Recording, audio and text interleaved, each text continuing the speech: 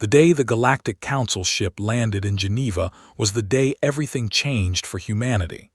Ambassador Crystal, a tall being with silver skin and 4 arms, stepped down the ramp and looked at the gathered crowd of humans with what might have been curiosity. No one could read alien expressions yet, but they would learn. The first year of contact was slow. There were treaties to sign, technologies to understand, and a million questions on both sides. Earth joined the Galactic Council as member species number 4847, a small number compared to the endless stars, but still enough to make humans feel very small indeed. What no one expected was what happened next. Within 6 months of Earth's official admission to the Council, the requests started coming. First from the Velani, a peaceful species known for their love of art. Then from the Krog, massive warriors who had fought 1,000 wars. Then from the Mindari, beings of pure energy who had existed for millions of years. Every species wanted the same thing, a human cultural exchange program. Ambassador Chen Wei stood in the Great Hall of the Galactic Council, surrounded by representatives from hundreds of worlds. She had been chosen to speak for Earth because she was calm under pressure and had a gift for languages. She needed both skills now. "I must admit," she said, her voice steady despite her racing heart, "we are confused by the number of requests. Earth is new to the galaxy. We have little to offer compared to species who have traveled between stars for thousands of years."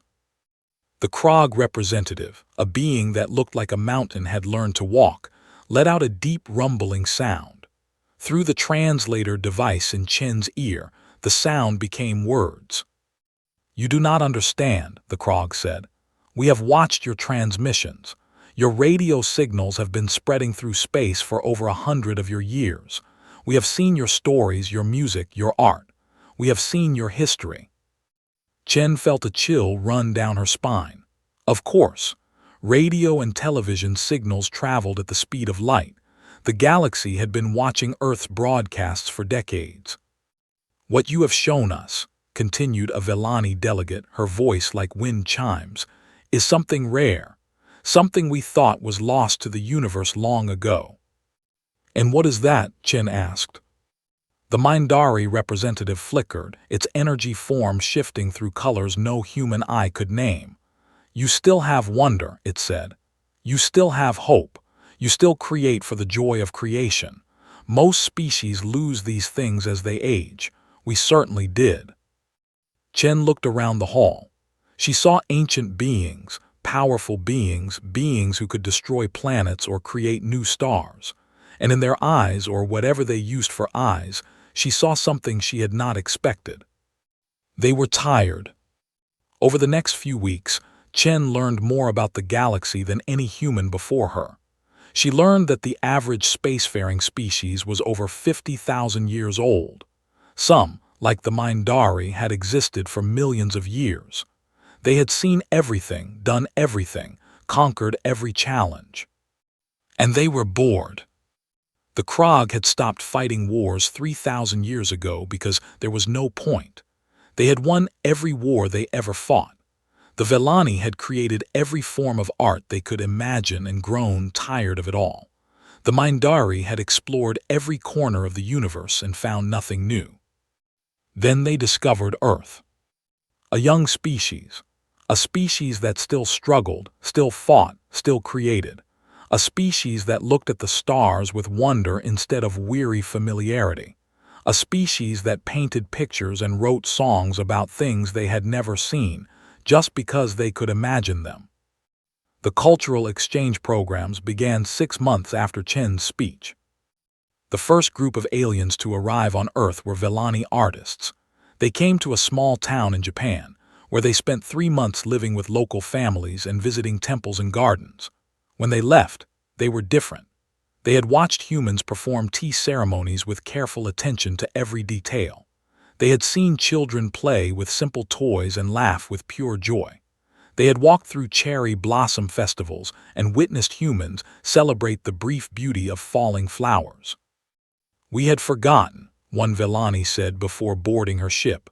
We had forgotten that small things matter, that simple things can be beautiful. Thank you for reminding us." The Krog came next. They went to Brazil, where they attended football matches and carnival celebrations. These massive warriors who had conquered 100 worlds stood in the crowd at a stadium and felt the ground shake with human cheers. They saw fans weep with joy when their team won and weep with sorrow when their team lost. They saw passion that burned hot and bright, not for conquest or survival, but for a game. Just a game. "This is madness," a Krog warrior said to his human guide. "You invest so much emotion in something so pointless." "That's what makes it special," the guide replied.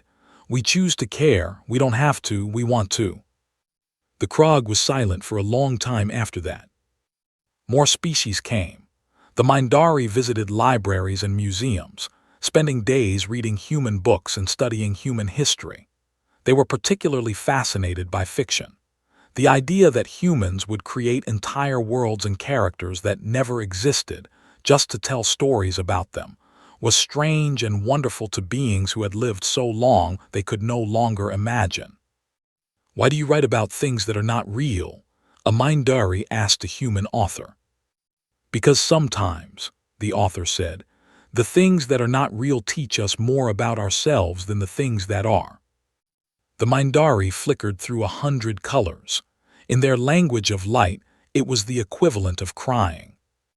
As more exchange programs launched, something unexpected began to happen. The aliens who visited Earth began to change, not in body but in spirit. They returned to their homeworlds with new ideas, new perspectives, new hope.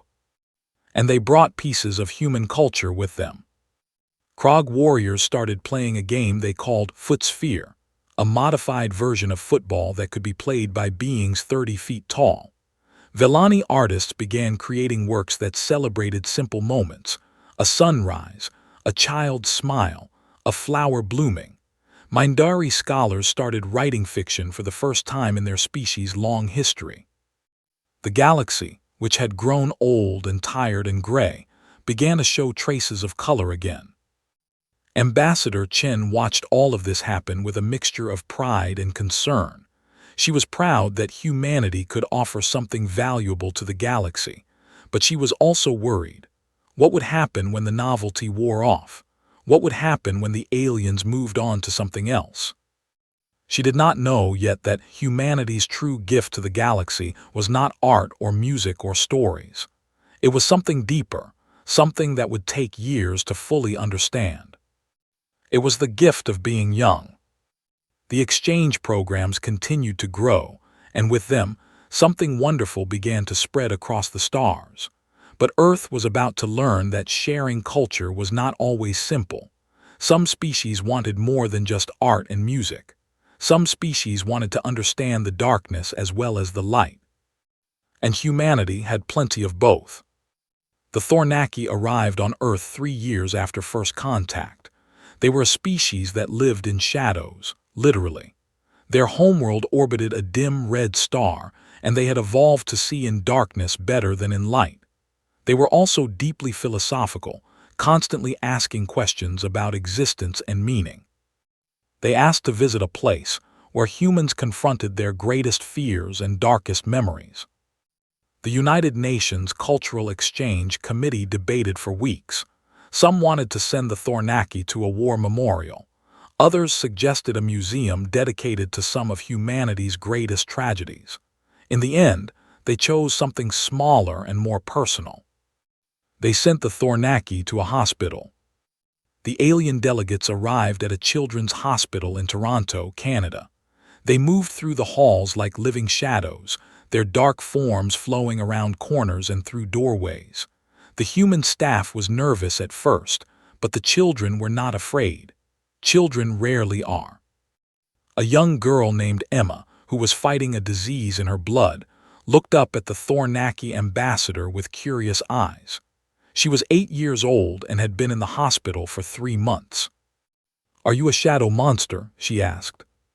The Thornaki ambassador, whose name translated roughly to one who seeks in darkness, lowered itself to Emma's level. In the dim light of her room, it could see her clearly. A small creature, fragile and sick, but with eyes that burned with life. "I am not a monster," it said through its translator. "I am a seeker. I look for truth in dark places." Emma thought about this. "The doctors say I might get better," she said, "but they also say I might not. Is that a dark place?" The Thornaki was silent for a long moment. In all its thousands of years of existence, in all its deep philosophical studies, it had never encountered a question quite like this one. "Yes," it finally said, "I believe it is." Emma nodded seriously. "I'm not scared," she said. "My mom and dad are scared, the doctors are scared, but I'm not. Do you know why?" "Tell me." "Because even if I don't get better, I got to be here. I got to see the stars at night and eat ice cream and hug my mom. I got to meet a shadow monster from space." She smiled. "That's pretty good, right?" The Thornaki ambassador remained at Emma's bedside for 3 hours. They talked about stars and ice cream and what it felt like to be a shadow. When the ambassador finally left, it was changed in ways it could not yet understand. Over the following months, the Thornaki visited many places of human darkness: prisons, homeless shelters, refugee camps, memorials to wars and disasters. Everywhere they went, they found the same thing. Pain, yes. Suffering, certainly. But also hope, resilience, and stubborn refusal to give up even in the darkest moments. "Your species confuses us," the Thornaki ambassador said to the UN committee. "You have caused great harm to yourselves and your world. Your history is full of cruelty and violence, and yet you continue. You hope. You dream. How is this possible?" A committee member, an elderly woman who had survived a great tragedy in her youth, smiled gently. "Because we have no other choice," she said. "We are young. We have not had time to grow tired of existing. Every day is still a gift to us, even the hard days. Especially the hard days." The Thornaki returned to their shadowy world with this knowledge. Within a decade, their suicide rate, which had been the highest in the galaxy, dropped by 70%. They learned from humans that darkness was not something to surrender to, but something to walk through on the way to light. Meanwhile, humanity was learning from the galaxy as well. The Vellani taught human artists techniques that had taken 50,000 years to develop. Paintings that could capture emotions as colors, music that could be felt as well as heard, stories that lived and breathed and changed depending on who experienced them. The Krog taught human athletes and soldiers about discipline and honor. Their ancient codes of combat, refined over millennia of warfare, transformed human martial arts and military strategy. But more importantly, they taught humans how to stop fighting when fighting was no longer needed. The Mindari taught human scientists about the nature of the universe. They shared knowledge of physics and mathematics that pushed human understanding forward by centuries. They also taught meditation techniques that could extend human lifespans and enhance mental clarity. Every exchange was two-sided. Every lesson went both ways.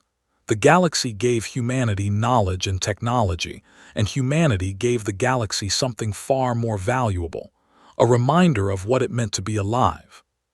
But not everyone in the galaxy was happy about this development. The Council of Elders, a group of the oldest and most powerful species in the galaxy, watched humanity's growing influence with concern. They had maintained stability in the galaxy for millions of years through careful control and measured progress. Now this young, chaotic species was disrupting everything. "They spread their influence like a virus," one elder said during a closed session. "Their culture, their ideas, their way of thinking. Species that have been stable for millennia are suddenly changing." "Is change not the nature of existence?" another elder asked. "Uncontrolled change is dangerous. These humans have no respect for tradition, no understanding of consequences. They act without thinking and feel without restraint. They also create without limit and hope without reason. Perhaps these things have value." The debate continued for months. Some elders wanted to restrict human cultural exchange programs. Others wanted to ban them entirely. A few even suggested more drastic measures. But in the end, they did nothing, because they noticed something strange happening to themselves. The elders, beings who had not created anything new in millions of years, began to create again. One elder wrote a poem for the first time since before humans existed. Another started a garden, growing plants from seeds instead of synthesizing them from energy. A third began to laugh, a sound that had not been heard in the elder chambers for longer than any record could recall. Humanity's gift was spreading even to them. Emma, the little girl from the hospital, got better. Against all odds, her disease went into remission. She grew up to become one of the first human ambassadors to the Thornaki homeworld, where she was welcomed as a hero. The shadow beings had never forgotten the small creature who taught them that darkness was just a passage, not a destination. Ambassador Chen Wei retired after 20 years of service, but her work continued through the institutions she helped build. The Human Cultural Exchange Program became the most requested service in the entire galaxy. Waiting lists stretched for decades. Species that had never spoken to each other found common ground in their shared love of human stories, human music, human ways of seeing the world. And slowly, gradually, the galaxy began to wake up. Stars that had been quiet for millennia hummed with new activity. Dead worlds were terraformed and settled. Ancient feuds were resolved. Species that had given up on existence found reasons to continue. All because one young, foolish, wonderful species had reminded them what it meant to live. The humans, of course, had no idea how much they had changed the universe. They were too busy living to notice. Which was exactly the point. 20 years after first contact, Earth had become the most visited planet in the known galaxy.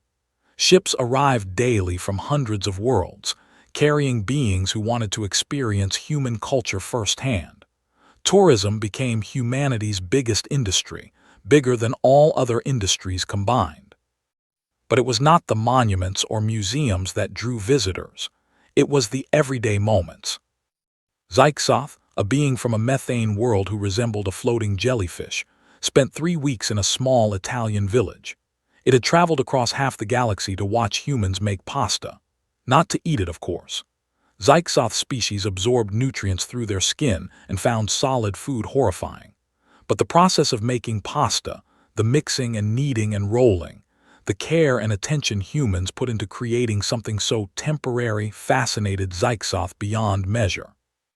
"You will eat this in minutes," Zyxoth said to Maria, the grandmother who was teaching it to make fresh noodles. "It will be gone. Why do you put so much work into something that will disappear?" Maria laughed, her hands covered in flour. She was 73 years old and had been making pasta since she was 5. "Everything disappears," she said. "We all disappear eventually. That doesn't mean we shouldn't try to make something beautiful while we're here." Zyxoth returned to its homeworld and started what could only be described as an art movement. Its species, who had never created anything without a practical purpose, began to make things purely for beauty. Sculptures of frozen methane, dances that served no biological function, songs that communicated nothing except joy. Stories like this happened every day across the galaxy. A Krog warrior learned to tend a garden and discovered that growing life was more satisfying than ending it. A Villani artist spent a year living with a human family and learned that the most profound art was the love between parent and child. A Mindari elder read every human book ever written and concluded that the answer to existence was not knowledge but connection. And Earth kept changing too. Human cities now floated alongside buildings from a dozen different worlds. Alien technology solved problems that had plagued humanity for centuries: clean energy, disease, hunger, poverty. The worst parts of human history began to fade as the best parts flourished. But some humans worried that they were losing something important. Dr. Sarah Johnson was one of them. She was an anthropologist who studied human culture, and she had noticed troubling patterns in the data. Traditional practices were dying out as people adopted alien ways of living. Languages were being forgotten. Old skills were becoming obsolete. "We're becoming something else," she told a conference of worried scholars. "We're being absorbed into the galactic mainstream. In a few generations, there might not be anything distinctly human left." The conference debated this problem for hours, but they could not find a solution. How do you preserve a culture when that culture is changing so fast? The answer came from an unexpected source. Grandmother Chen, as Ambassador Chen Wei was now known, had retired to a small village in southern China. She spent her days tending vegetables and telling stories to local children. She had given up politics and diplomacy, content to live out her remaining years in peace. One day, a delegation of aliens arrived at her door. There were representatives from 12 different species, some of the oldest and most powerful in the galaxy. They had traveled across the stars to ask her one question. "How do you do it?" they asked. "How does your species change so much and yet remain the same? You have adopted our technologies, our ideas, our ways of living, and yet you are still recognizably human. How?" Grandmother Chen smiled and invited them in for tea. She moved slowly now, her joints stiff with age, but her mind was as sharp as ever. "You are asking the wrong question," she said as she prepared the tea. "You think that culture is the things we do, the foods we eat, the clothes we wear, the languages we speak. But that is not culture. That is just the surface." She poured the tea with careful, practiced movements. "Culture is how we see the world. It is the stories we tell ourselves about what matters. It is the values we hold in our hearts." She handed each alien a cup, adapting her serving style to each one's physical form. "Humans value struggle.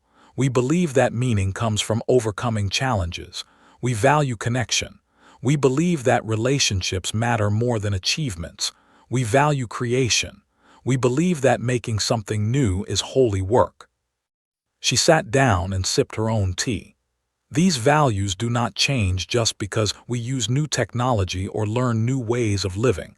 They are part of who we are. They are what makes us human." The delegation was silent for a long time.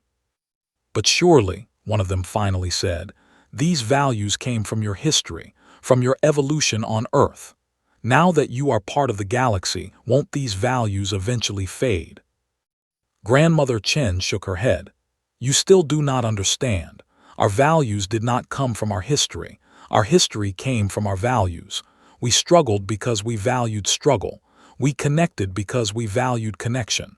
We created because we valued creation." She leaned forward, her eyes bright. "And now we are sharing these values with the galaxy, not through force or persuasion, but by example. When a Krog warrior tends a garden, he is learning to value creation. When a Thornaki seeks hope in darkness, they are learning to value struggle. When a Mindari elder reads human fiction, they are learning to value connection." She smiled. "We are not being absorbed into the galaxy. The galaxy is learning to be a little bit human."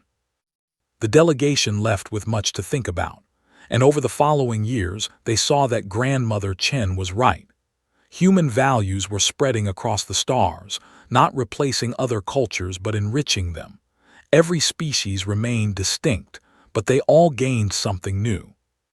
The Krog kept their honor codes but added human compassion. The Villani kept their artistic traditions but added human passion. The Mindari kept their ancient wisdom but added human wonder. And humanity kept everything. Its flaws and virtues, its darkness and light, its endless capacity for both creation and destruction. It remained stubbornly, gloriously, irreducibly human. Dr. Sarah Johnson revised her conclusions. Human culture was not dying. It was flowering in ways that no one had predicted. And its seeds were taking root across the galaxy, in soil no human had ever touched. Meanwhile, the children of Earth looked up at the stars with the same wonder their ancestors had felt 100,000 years ago.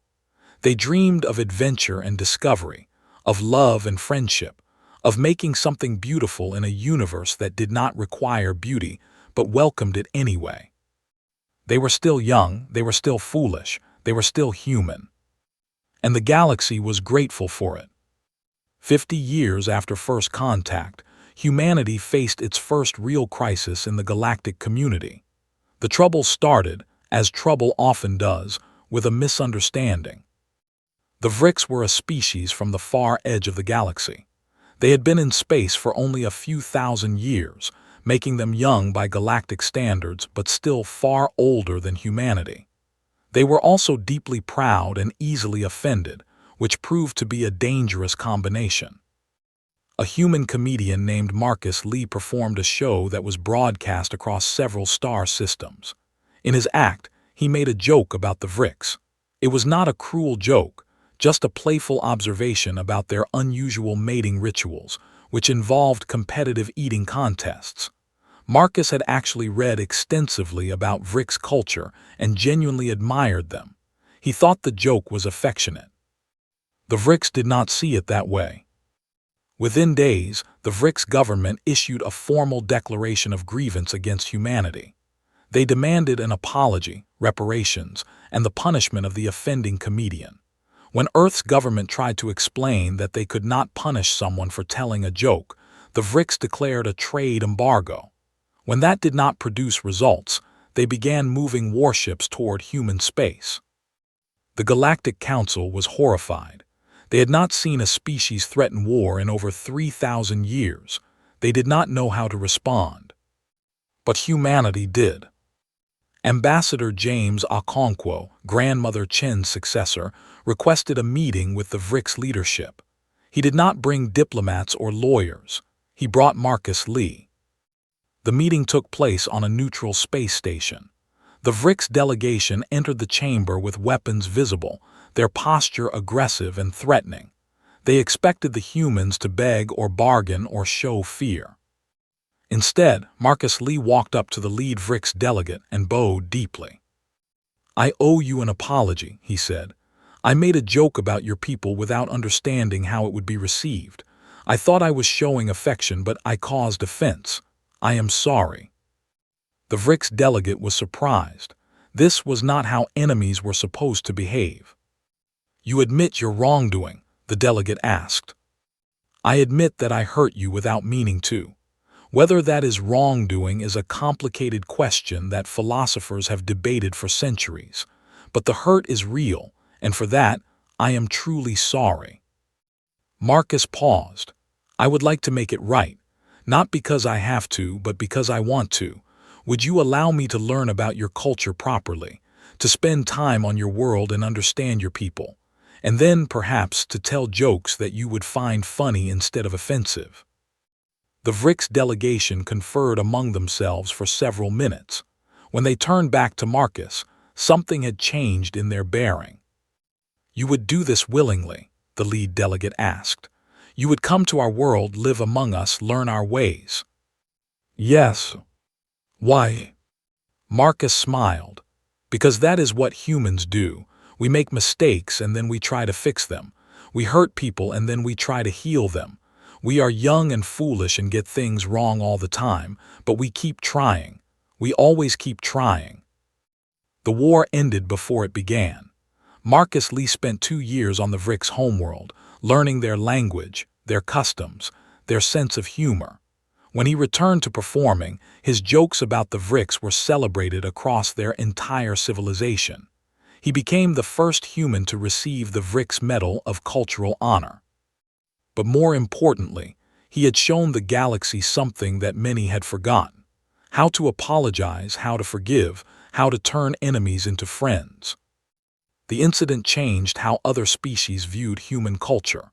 Before, they had valued humanity's art and music and stories. Now they began to value humanity's way of handling conflict. Human diplomats were suddenly in high demand. Human mediators were called in to resolve disputes that had festered for millennia. And everywhere they went, humans brought the same message. It is possible to make things better. It is always possible to make things better. You just have to keep trying. The Vrix incident also sparked a new phase of cultural exchange. Species began specifically requesting programs focused on human conflict resolution, human forgiveness, human resilience. They wanted to learn how humans bounced back from disaster, how they rebuilt after destruction, how they found hope in despair.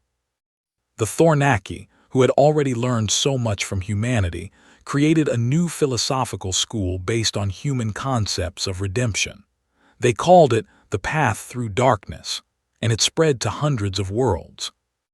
The Krog, who had been warriors for so long they had forgotten how to be anything else, began training in human arts of negotiation and compromise. Within a generation, they had transformed from feared conquerors to respected peacekeepers. Even the ancient Mindari, who had seen everything and done everything, found something new in human approaches to conflict. They began to understand that resolution mattered more than victory, that understanding mattered more than being right. Grandmother Chen died peacefully in her sleep at the age of 102. The galaxy mourned her. Representatives from over 1,000 species attended her memorial service, which was held in the small Chinese village where she had spent her final years. Her last words, recorded by her granddaughter, were broadcast across every inhabited world. "We are not here to be perfect. We are here to be better than we were yesterday. Keep trying, keep growing, keep loving. That is all that matters." The words were translated into 10,000 languages. They were carved into monuments on 100 worlds. They became a kind of prayer for species who had never prayed before. And humanity continued to grow. New generations were born who had never known a universe without aliens. They took for granted the wonders that their grandparents had considered miracles. They grew up with friends from different species, learned multiple galactic languages, traveled to distant stars as casually as previous generations had traveled to different countries. But they did not forget where they came from. In schools across human space, children learned about Earth's history, its wars and wonders, its triumphs and tragedies. They learned about the long journey from caves to stars, the countless struggles that had shaped their species. They learned that humanity had not succeeded because it was perfect, but because it refused to give up. And they learned that they had a responsibility to share what they knew with the galaxy. The cultural exchange programs continued to expand. By the 100th anniversary of First Contact, over 10,000 programs were running simultaneously across the galaxy. Humans taught and learned, shared and received, connected and grew. The universe was changing, slowly but surely. Species that had been enemies for millennia were becoming friends. Civilizations that had stagnated for millions of years were creating again. Beings who had forgotten how to hope were learning to dream. And at the center of it all, burning bright like a small but steady flame, was humanity. Still young, still foolish, still wonderful. Still human. 100 years after First Contact, the galaxy gathered for a celebration unlike anything it had ever seen. The location was a specially constructed station in neutral space, a massive structure that could hold representatives from every known species. Millions of beings attended in person, and trillions more watched through broadcasts that reached every corner of the inhabited universe. They called it the Centennial of Connection, and it was meant to honor humanity's contribution to galactic culture. Emma Chen, named for both the little girl who had taught the Thornaki about hope and the legendary grandmother Chen who had shown the galaxy how to change, stepped up to the speaking platform. She was the current human ambassador to the Galactic Council, and she had been chosen to give the keynote address. She looked out at the assembled beings, massive Krog warriors who had learned to garden, ethereal Mindari who had learned to tell stories, shadow-dwelling Thornaki who had learned to hope. She saw Vellani artists whose work now graced human homes, and Vrix comedians who traded jokes with human audiences. She saw thousands of species, each unique, each changed, each better than they had been a century ago. And she saw her own people scattered among them, human beings who had grown up among the stars but had never forgotten where they came from. 100 years ago, she began, a ship landed in Geneva and everything changed. We were told that we had joined the galaxy. We were told that we had become part of something larger than ourselves. What we were not told, what we did not understand until much later, was that the galaxy had been waiting for us. She paused, letting her words settle. You had grown old. You had seen everything and done everything and conquered everything. You had forgotten how to wonder, how to hope, how to create without purpose. You had forgotten what it meant to be alive. And then you found us, young and foolish and full of mistakes, creating things just because we could, loving things that would disappear, fighting for causes that made no logical sense, hopping even when hope seemed foolish. You watched our transmissions for decades. You saw our wars and our kindnesses, our cruelties and our compassion. You saw us at our worst and our best, and you decided against all reason that you wanted what we had. Emma smiled. What you did not realize, what you could not have known, was that we wanted what you had too. Your knowledge, your technology, your experience. The accumulated wisdom of millions of years spread across countless civilizations. We gave you our wonder, you gave us the stars. I think we both got the better deal. Laughter rippled through the assembly. It was a human sound, but over the past century, it had spread to species that had never laughed before. But this celebration is not about the past, Emma continued. It is about the future. Because what we have built together, this community of different species sharing ideas and dreams and hopes, this is just the beginning. There are still galaxies we have not explored. There are still mysteries we have not solved. There are still challenges that will test us in ways we cannot imagine. And we will face them together, all of us, human and alien alike. Because that is what we have learned from each other. The Krog taught us discipline. The Vellani taught us beauty. The Mindari taught us patience. The Thornaki taught us that darkness is just a passage. And we taught all of you that struggle is sacred, that connection is strength, that creation is holy work. We are not perfect. None of us are perfect. We still make mistakes, still hurt each other, still fail to understand. But we keep trying. We always keep trying. And that is what makes us worthy of the stars. Emma raised her hand in a gesture that had become universal, a sign of welcome and connection that humans had spread across the galaxy. Here is to the next 100 years, she said. May we face them with wonder, with hope, and with the courage to keep trying no matter what. The response was overwhelming. 1,000,000 voices in 1,000 languages rose in a sound that was part cheer, part song, part prayer. The old species and the young species, the peaceful and the warlike, the ancient and the new, all joined together in a moment of perfect connection. And somewhere in the crowd, watching with eyes that had seen countless millennia pass, the Mindari elder who had first read human fiction so long ago felt something it had not felt in millions of years. It felt young. Later that night, after the speeches and celebrations, a small group gathered on an observation deck overlooking the stars. They were mostly human, but a few aliens had joined them. A Krog warrior, a Vellani artist, a Thornaki philosopher, a Mindari elder. They had all been involved in the early days of the cultural exchange programs. They were friends now, bound by shared experiences and mutual respect. Do you think it will last? The Krog asked. His name was Throm, and he had been one of the first of his kind to learn human ways. He was old now, his stone-like skin worn smooth by centuries of life. What do you mean? Asked Maria, the granddaughter of the pasta-making grandmother who had taught Zyxoth about beauty. She had become a cultural ambassador herself, continuing her family's tradition of welcoming aliens into human homes. This peace, this connection, all of it, Throm gestured at the stars. My species has a long memory. We have seen empires rise and fall. We have seen friendships turn to wars and wars turn to nothing. Nothing lasts forever. The Mindari elder flickered thoughtfully. Nothing lasts forever, it agreed. But that does not mean things do not matter. That was the first lesson humanity taught us. Temporary things can be beautiful. Temporary things can be important. The fact that something will end does not diminish its value. Besides, the Thornaki said, its form shifting in the shadows, who says this has to end?